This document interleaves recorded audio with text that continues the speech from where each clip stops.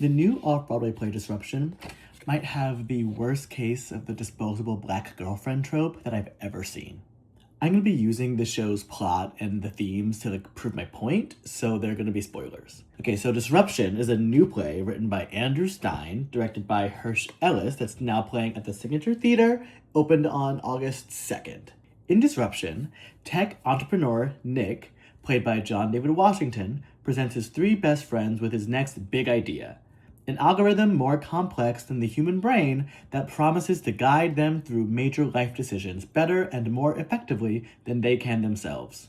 In short, AI is basically like a magic 8-ball until, surprise, surprise, it gets out of control. When this algorithm is first introduced, the ensemble's reactions to it, they vary a bit, but predominantly everyone is pretty they're pretty much against it, but no one more so and more pointedly than Nick's best friend Ben's wife, Susie, played by the phenomenal Shanette Renee Wilson. And seeing as how the plot's progression is reliant on the ensemble acquiescing to Nick's idea and saying yes, Susie is not only acting antagonistically as a character, she is also structurally the play's antagonist. And as the only black woman on stage, she so easily falls into this angry black woman trope. And she's the only one that really voices the societal concerns about having this algorithm and what it means for the world, not just like the danger it will cause, but also the death of critical thinking and literacy. So of course, then she falls into the woke trope as well. Getting worked up talking about this. There are a couple of things we know about Susie, right? She is politically literate, I guess.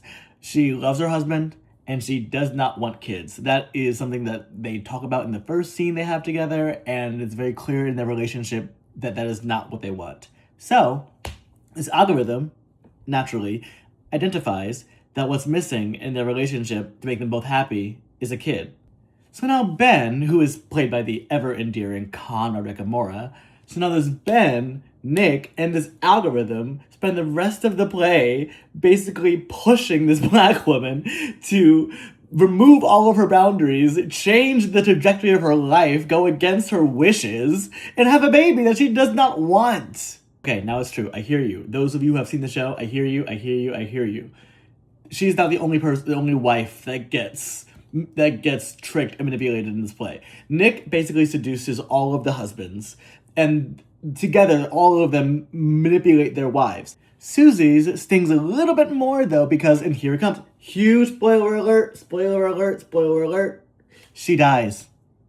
She dies. There's a big time jump, so we're a year in the future. Everyone has drank the Kool-Aid, they've all invested in this algorithm company, and they've all gotten the money, and they've all like self-actualized in some way, they've achieved something they've always wanted, but surprise, surprise, it's not exactly what they anticipated, and they did not think about the sacrifices that would have to come for it, blah, blah, blah, blah, blah, blah, blah, blah. Achieving their goals comes with a cost. And for Susie, that cost is her life. She dies during childbirth for the baby that she did not want. Susie has to die in pain and agony for her husband to learn that maybe he shouldn't have forced her to have a baby in the first place. And of course, the only person who really understood the consequences of the algorithm is the only one that doesn't get to reap any of the benefits of this algorithm because she died. So essentially, the play shows me that this algorithm kills Susie to give Ben happiness. It, for the most part, like that's kind of what's happening here, right? Basically reducing her to like just the bearer of children, and then whisks her out of the story to be gone forever. Okay.